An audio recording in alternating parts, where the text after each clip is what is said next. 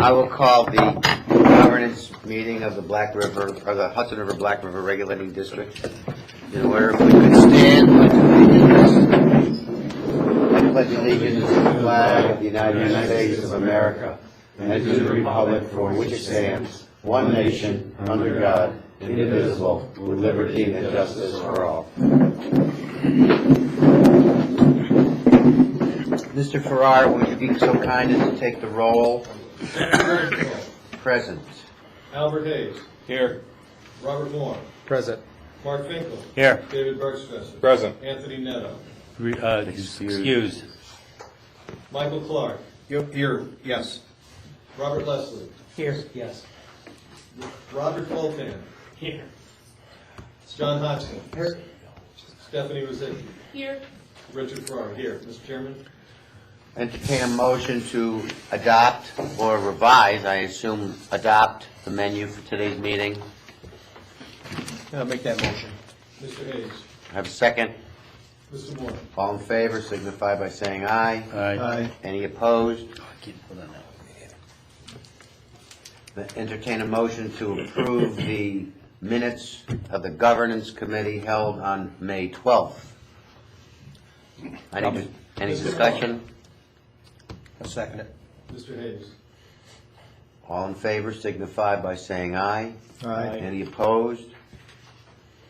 Brings us to committee business. Mr. Leslie, I understand that there is some amendments to the procurement policy as it applies to the regulating district. Yeah, we've been looking at the procurement policy. At the end of May 2015, we responded to a survey of state authority general counsels. The survey assessed the procurement processes employed by various public authorities when securing outside counsel. Completion of the survey revealed that authorities are to craft their procurement policies such that they specifically reference and require compliance with each of the several dozen relevant positions or provisions of the Public Authorities Law, Section 2879. While the regulating district complies with the Public Authorities Law 2879 in the normal course of its procurement activities, our procurement policy does not reference and or require compliance with each such provision, other than just generally indicating that we will be compliant with laws. That's just one of them that we happen to be compliant with. So myself, Mr. Rosicki, and Mr. Farrar have undertaken an effort to rewrite our procurement policy to incorporate each of those necessary references. It's proven more difficult than we thought. It basically has required us to take a document and then make a reference to each of the public authority law provisions that are incorporated. In some places, language we had in there already covered the stuff, and in other places we just had to wholesale throw some language in. But then as a result of doing that, we ended up with like a 30-page procurement policy. So we're in the process of trying to bring that back down and truncate it a little bit.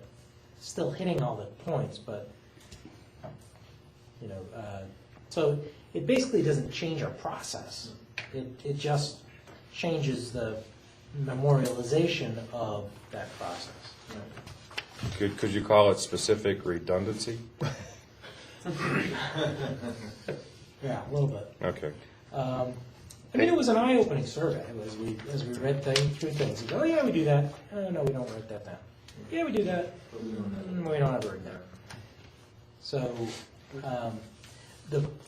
one of the big benefits to me in doing this is that were any of the other members of the team to no longer be involved in the procurement process for whatever reason, we'll be able to pick up and see exactly why we're doing the things that we're doing, rather than just doing it by rote. That's the word. There was one change we made, though, where we took it, We took the opportunity to address the Office of the State Controller's audit with regard to architectural engineering and surveying services. Yes.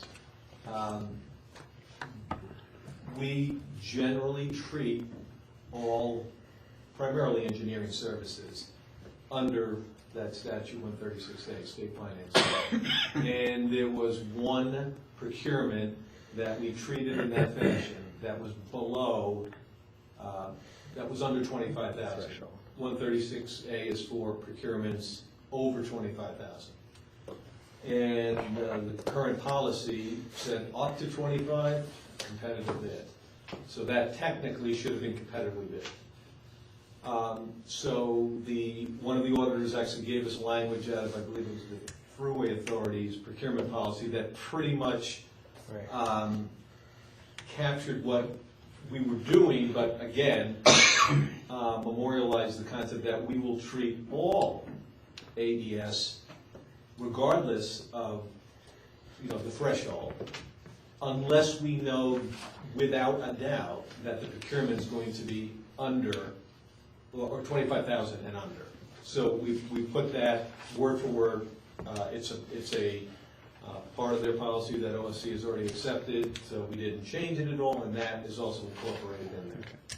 And by the way, saying absolutely that a service is absolutely going to be under 25,000, pretty difficult. Easier said than done. I mean, So what I'm hearing, and that there is a value to the inquiry. There's a value to the exercise because you're looking at things, becoming re-familiar or more familiar with the process and the specifics of it. Right, absolutely. So, and also the continuity, I think, is one of the, As time goes by, the continuity of operation, that there's, It's kind of it's not just tucked away in one person's mind in terms of the process, and that is great. aids us in succession planning a little bit. Yes, that too. And I understand from your discussion, this is not a resolution, this is just a kind of an update on where we stand. Just an update on where we're going. I think we had mentioned at the last meeting, we were gonna have something for you this time, and I think at that time we thought, no problem, we'll have this wrapped up, this isn't gonna be all that big a deal. And it's turned into a little bit bigger deal than we thought, so, All right, between his vacation and my vacation, fair enough, we didn't finalize it, fair enough. but it's September? getting Okay. Mr. Clark, you Yes, sir. have item B in new business, a resolution adopting the adoption of a management confidential salary schedule in accord with the division of the budget's bulletin 1132. Mr. Rosenthal, thank you. My the cover memo addressing this topic is page 4, right up front. As you recall, in May, the board, through the resolution 15-1705, adopted the management confidential schedule, and at the time, that resolution also stated that we, the regulating district, would comply with any future, or the board would have the opportunity to comply with any future actions that were set forth by the governor's office and division of budget.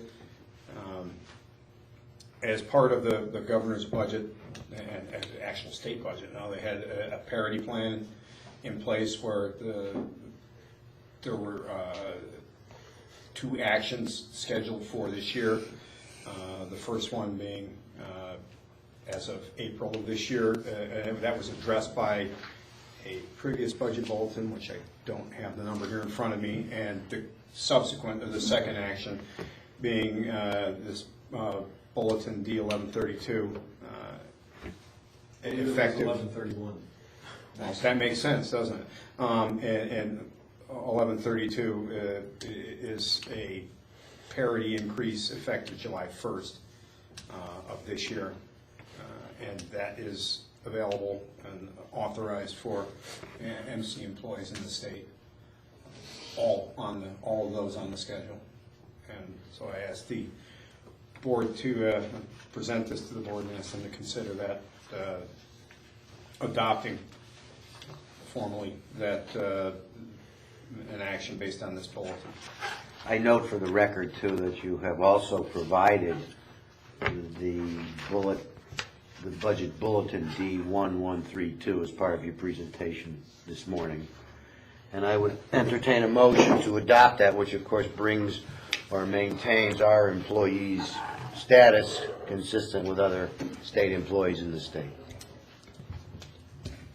Do I hear a motion? Yeah, I'd like to make that motion. Do I hear a second? Second? All in favor? Aye. All in favor signify by saying aye. Aye. Are there any is there any opposition? Resolution passes. Thank you, Mr. Clark. I believe unless someone has further business with the governance committee, That's, the To move it to the full board? resolution is to be advanced to the full board, oh, of course. where it'll be. You're not accusing us of Active usurping on that. power over here in the governance committee. No, I just want to make sure that we're doing what you think you're doing. And we'll advance this to the full board. How's that? Perfect. On that, I'll entertain a motion to adjourn. God, everyone wants to stay in the governance committee. So moved. Second, Second. motion, any opposed? Let's do it that way. Anybody opposed? Anybody in favor? Aye. We're adjourned.